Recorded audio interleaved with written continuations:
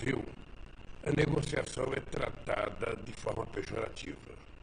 Um jornalista de qualquer emissora, de qualquer rádio, de qualquer jornal, ele costuma tratar a negociação da política dando o que se recebe. Sim. Ou seja, tudo para determinado setor da imprensa, isso aqui é uma negociação, é dando o que se recebe aqui, não sei das quantas e tal. Ora, negociar é negociar.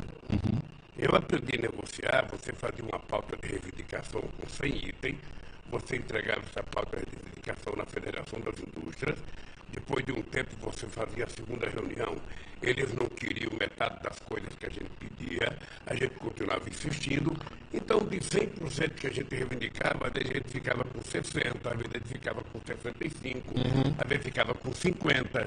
Essa é a negociação. Quando o governo manda um projeto de lei para o Congresso Nacional, uma medida provisória, essa medida provisória necessariamente não tem que ser aprovada tal como o governo quer. Claro. Ora, nós temos 513 deputados, são 513 cabeças, mulheres e homens, sabe, que pensam diferente, alguns outros pensam diferente, e é normal que você negocie, ou seja, o cara não quer 80%, o cara quer 75%, o cara não quer 80%, quer 85%. E aí começa a negociação. E o cara pode ter uma boa ideia também, né? O cara pode ter uma boa ideia. Não é só o governo que pode ter uma boa ideia. Às vezes um cara apresenta uma sugestão numa medida provisória, num projeto de lei, melhor do que aquela que o governo apresentou. Então aquilo é feito um acordo e aquilo é votado. E você precisa convencer a maioria.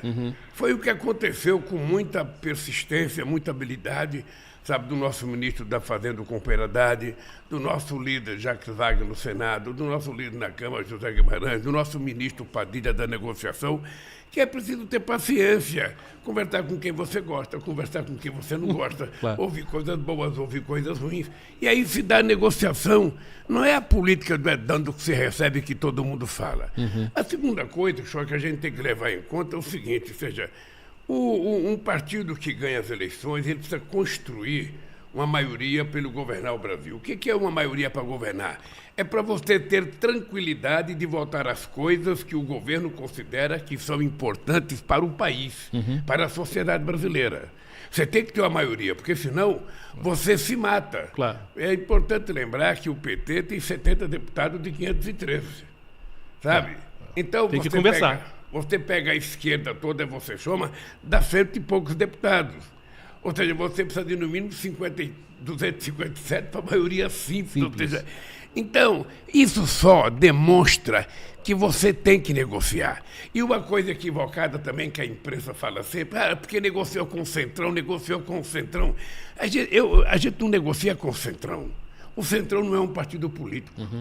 O Centrão, ele se junta em função de determinadas coisas, mas habitualmente você negocia com o partido. Então o partido quem que é? O partido é o PT, é o PSB, é o PCdoB, é o PDT, é o PMDB, é o PSD, é o União Brasil, é os Republicanos, é o PP. Então, são com esses partidos que você negocia.